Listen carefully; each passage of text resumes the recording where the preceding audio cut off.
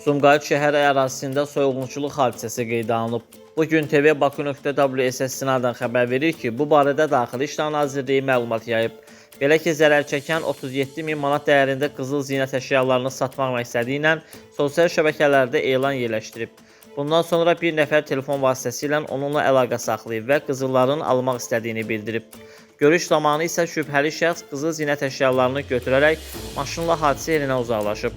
Sumqayıt şəhər polis idarəsinin 3-cü polis bölməsinin əməkdaşlarının keçirdikləri tədbirlərlə soyğunçuluğu əməli törətməkdə şübhəli bilinən 23 yaşlı Ramin Tahirov müəyyən olunaraq saxlanılıb. Faktla bağlı araşdırma aparılır.